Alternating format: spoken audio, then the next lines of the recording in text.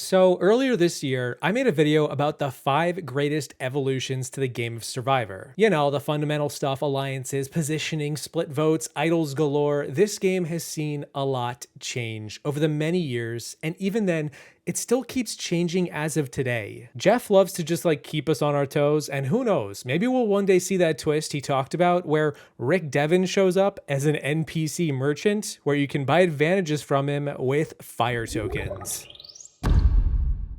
Yeah, I'm not making that up. Either way, once upon a time, we had a season all about players who changed the game as we would come to know it. Titled Survivor Game Changers, featuring a cast of characters who all, wait for it, changed the game? Question mark? Hilariously, the producers brought out the biggest names at the season 33 reunion to showcase who was coming back for Game Changers, and nearly all of these players were voted out in the first half of the game. Because the cast was lopsided and their inherent threat level was way too high in comparison to who they were playing against. The running gag was that season 34 barely had any Game Changers at all, and in the spirit of revisiting the long history of the show, in lieu of what's coming next with a milestone 50th season, let's talk about Survivor players who actually changed the game. I think it adds a new dimension to the game of me going alphabetically. Jenna is next. It would make me happy if Jervis does not win immunity this time, because I had to skip him last time. I skipped him in the order. Should Dr. Sean be an honorable mention? Oh yeah, and before we get to the first true game changer, I want to quickly mention another game-changing moment outside of the game. And that is one of the only sponsors I have ever incorporated into a video in nearly 500 videos on my channel. It's an app called ChatBCC. It is hot off the press and has a slew of other Survivor fans, players, and yours truly talking about the show on it pretty much every day. You got Christian, you got Wentworth. I even saw some players from the current season on it. Not sure that's actually allowed, but hey, as we're about to see, you can't always change the game playing by the rules. It's basically a community for anything you want to talk about. In this case, it's for Survivor fans, but it could be anything, sports, whatever. It's free to use, and I've included a link in the description if you want to join. And I wasn't actually asked to say this in a video, but I figured I'd give them a shout out because I particularly enjoyed using it over the past summer for Big Brother. Always nice to click on the tomato emoji when Turner posts. Anyway, let's now talk about Survivor and true changers of the game. Starting off, we have Ethan and Kim from Season 3 Africa. I talked a little bit about them in my Evolutions video. These two were the first to really throw a pre-merge tribal challenge. Back when doing this wasn't even a concept worth considering. The first tribe swap in Survivor hit this cast, and Ethan then floated this idea to start tanking so they could vote out players from the other tribe. Pretty dang brilliant idea, and I loved it. Stylus was picked off, and the game was changed forever since. This may sound crazy, and I've never done this in my life. I'm an athlete. I go out to win. I've never fixed anything. I'm like, what would you think if we lost this next challenge on purpose? The immunity challenge is a win-win situation. We win the challenge, great. We don't have to go to tribal council. We lose, we end up going to tribal council, and I get to vote off my biggest threat. Meanwhile, on Season 6, The Amazon, we have the notorious Flipper who did almost win, the know-it-all who knew pretty much everyone's games. It's Rob Sesternino. Because Rob pioneered the strategy of jumping from voting block to voting block, never settling for being at the bottom or the middle of an alliance. Before him, players mostly stuck together the entire season, but Rob showed up and made playing the game like it was a giant checkers board seem really cool. And it was novel, and he has since inspired so many players to play the game the same way. Never settle for anything less than first. Play to win. Dina and Alex both think they have the exact same people to vote the other one off, and both think that their plan is going to work without a hitch. It's like we're in the mob, and that there's going to be a hit on one of my friends, and I really have to look the other way and act like everything's honky-dory. But when we go to tribal council tonight, the one person that's going to get the hit tonight is going to be the person that least expects it. 9th person voted out, the 2nd member of our jury, Dina. Tonight's tribal council could signal one of the most important power swings in this game. I could vote with Alex, Heidi, and Jenna and assure myself a solid position in the final 4 of this game. Or a more intriguing option might be to vote with Christy, Matt, and Butch. But the downside to that would be to lose the trust of all these people that I've come so far with. 10th person voted out of the tribe and the third member of our jury. Alex. The threat of Christy defecting terrifies me, which got me to really start thinking about an alternative scenario. This is really crazy stuff to be going on. I can't believe I'm back in Jenna and Heidi's good graces. I've made the promise to them that I'm not going to screw them on this. They've made a promise to me they're not going to screw me on this. And let's see what happens. 11th person voted out of the tribe, the fourth member of our jury. Christy. In Season 12 Panama, we saw the first ever 3-2-1 plurality vote split occur, and it rocked the notion of the vote split strategy. While it would take until Season 13 to see a true split vote floated out into the ether, what Suri concocted at the final 6 here was nothing shy of brilliant. She realized you didn't need a majority to vote someone out, and she was able to split the other half of the tribe into voting for multiple players. Well, she was able to take advantage of the fact that they were going to do this. This created an opportunity for her and Aris and Danielle to take out Courtney, eliminating a GOAT, a player who had no win equity, and thus the game was changed again. A 3-2-1 split, and she went goat hunting, another novel idea, which, to be fair, is something that we did see on Game Changers. But still, the idea of taking out the weakest players to free up a spot for yourself in the final 2 is so good. I wish more people did this. If he could take Courtney to the final 2, he just may win $1 million. Against anyone else, I don't know how good his chances are, and I think he knows that. So Courtney, to me, is more dangerous now than having Terry around. Danielle asked me about, well, if you win, who are you going to take to the finals? You know, you're going to take Courtney because it might be easier for you to win the $1 million if you took her. To be honest with you, if I had my druthers, I would take Courtney to the finals. And I'm sure Danielle would take Courtney to the finals. Shane wants to take Courtney to the final 2. He's told me that. Terry wants to take Courtney to the final 2. That, to me, makes Courtney the most dangerous person out here. I want to get rid of Courtney like yesterday. Some kind of way Courtney's going. Believe that. You and Aris vote Courtney because Shane is going to vote you. Terry and Courtney are going to vote Aris, and me, you, and Aris are going to vote Courtney. Absolutely positive. This is just a strategic move. I can't settle for 3rd or 4th place after the things I've heard. That's 2 votes Courtney, 2 votes Aris, 1 vote Danielle. The 11th person voted out of Survivor Exile Island. And then we get Cowboy from Season 13 Cook Islands, who floated this idea of the first ever true vote split in Survivor. Cowboy wanted to find a way to flush the hidden idol from whomever held it. Half the votes go on the idol holder, the other half go on someone else. The player with the idol has to play it to save themselves. The idol is now gone, and another player not in this group is now eliminated. He called it Plan Voodoo, the power of voodoo. It was a little bit too powerful for the likes of Yul, the guy that he told the plan to, because Yul was holding the idol. Yul loved the idea. I thought it was brilliant in concept, and then proceeded to vote Cowboy out and squash any notion of it being a thing. Except the split vote to counter an idol became a major strategy going forward that has forever changed this game, and it all began with the Mad Lad himself. How you can defeat the immunity idol. You can flush it out. And I woke up and I go, whoa, Plan Voodoo. So Plan Voodoo would split our votes between Jonathan and Candace, forcing a 3-3 tied, and if Jonathan has the hidden immunity idol, it forces it to be played. And so that way you accomplish 2 goals. 1, you get the hidden immunity idol out of Jonathan's hands, and 2, you get one of those 2 people to go home. I think the plan is ingenious. I know that neither Jonathan or Candace have the hidden immunity idol, because I have it.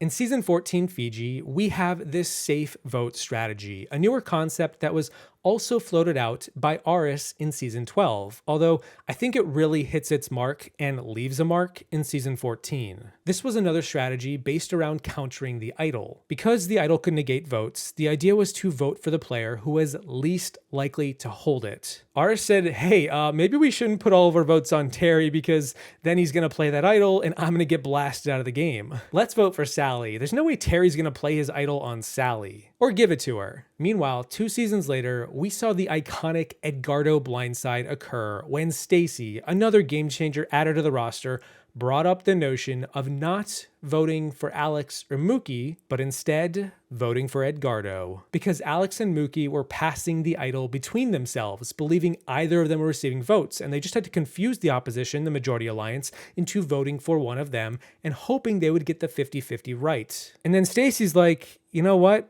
Why don't we just go for the 100? Let's just vote for Edgardo. Nobody suspects Edgardo, and thus the safe vote strategy left its mark. If we pull the immunity idol on Alex, we're safe anyway. So, I mean, the only way to keep Alex in the game right now is to just show the immunity idol. Show the immunity idol.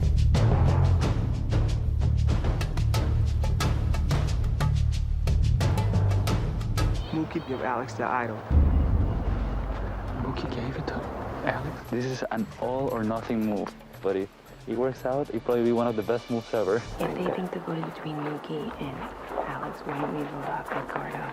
Gotta come out of nowhere. Because they think we're doing Mookie or Alex, but if we hit him with Edgardo... It doesn't matter, because we're smarter than that. So we won't vote Alex or Mookie. We're going to vote Edgardo. 10th person voted out and the 4th member of our jury, Edgardo.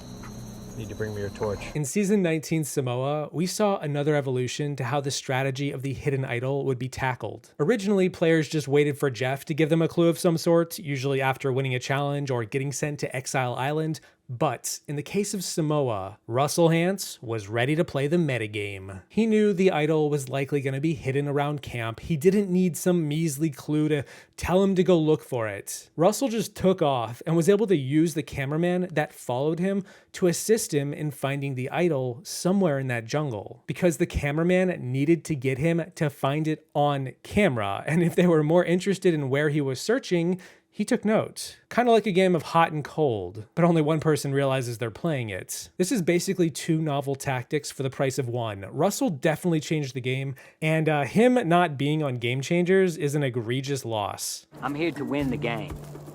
I'm gonna find the next immunity idol, and I ain't gonna tell a damn soul.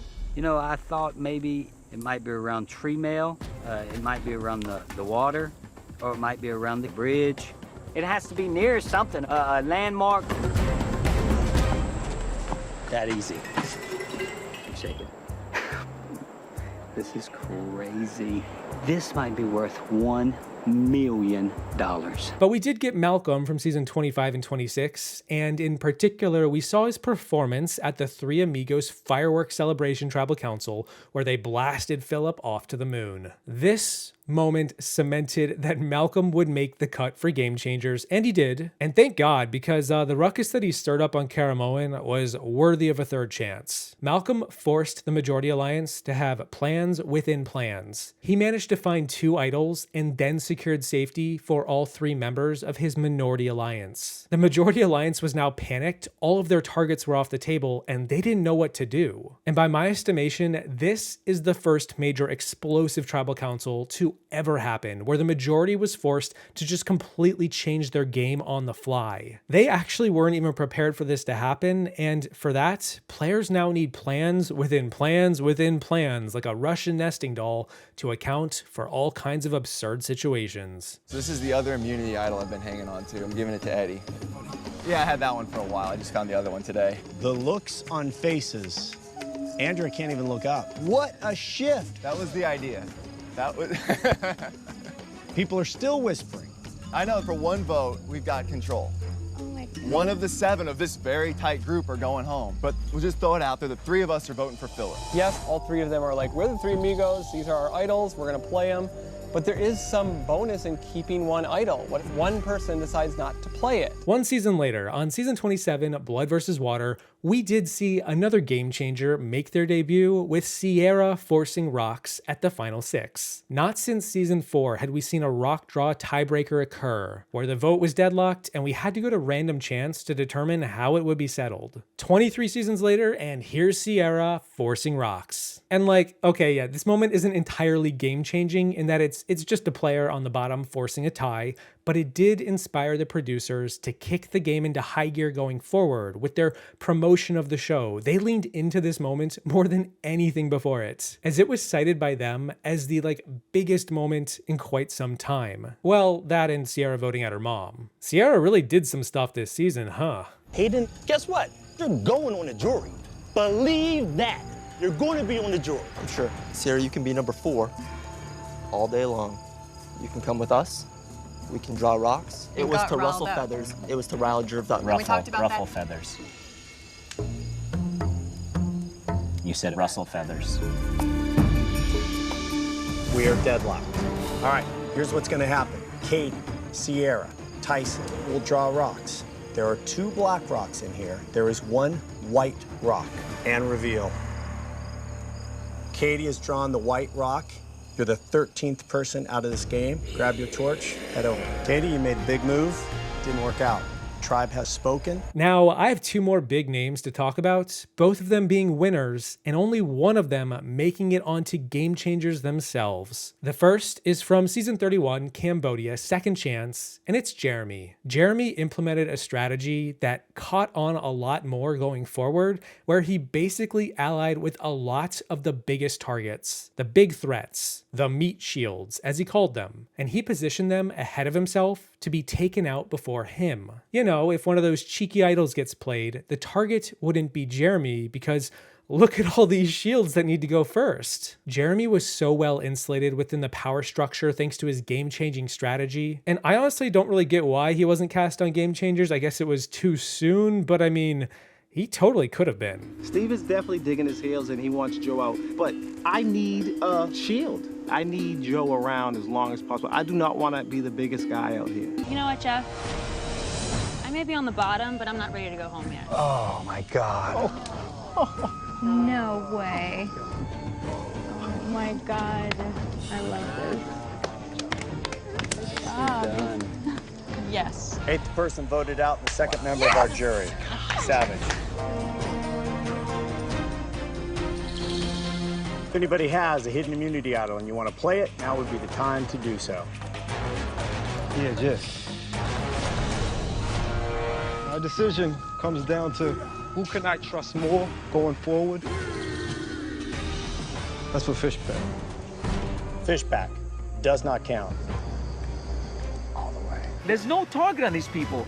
So now's the time for me to try to get rid of all of them. I want to keep the higher profile threats, us Lions, in the game. Lastly, I gotta laugh at this because the final inclusion is from a player who was on Game Changers and actually changed the game in the season itself, quite dramatically by my estimation. I am talking about JT, the winner of Season 18, who returned on Game Changers despite not really changing the game that much in his previous appearances. I mean, like, okay, yeah, he gave Russell the idol, but like we did already have the Black Widow Brigade. Regardless, what JT changed here was a dramatic shift in what was possible at tribal councils. For 33 seasons, players mostly sat in their seats. They would argue with each other from across the room, and pretty much always faced towards Jeff. But JT didn't care about that. So what did he do? He stood up, he got out of his seat, and he created the first ever live tribal in Survivor history. This single move to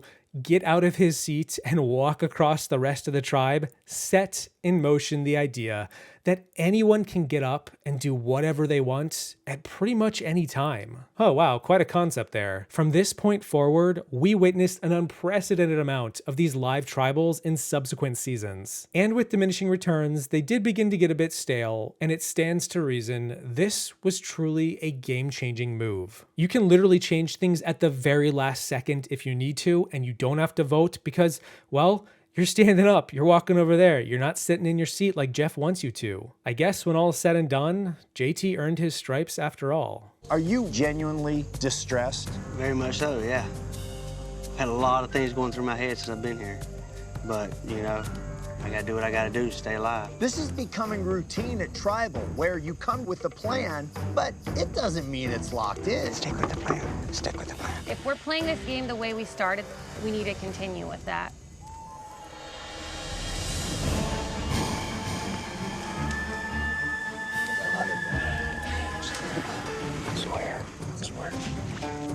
It's on you. How are you doing? I'm scared. I'm gonna wet myself. Oh my gosh. She changed it to Brett. Oh, I just told Brett it wasn't you.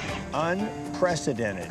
Are you sure it's not you? What just happened? I've never seen anything like it, and it's now round 2. And there you go. 10 times Survivor players actually changed the game. Can we do a redo, Jeff? Game Changers 2.0? I would actually love to see it, but either way, let me know what you think about these moments and of any other players who actually changed the game that I didn't mention here. There are definitely more out there, like fan favorite game changer Sarah Dawn Thomas and Haley. A big thanks to my patrons for changing my world. Thank you all for watching. I hope you enjoyed the video. Don't forget to get out of your seat every once in a while on your way out. You can't sleep here. And I will see you in the next one. Once I ask the casting department, what exactly were they expecting with this random group of past players? And as for Haley, should she not stay firm with us, she's going to be public enemy #1. I don't know. I mean, that's not a good speech to like groom me in. We need you and want you. You know where you stand with us, Haley. Yeah, on the outside right, where they put you. I want to say something. I think this is a stupid time in the game to be thinking about anything except physical threats.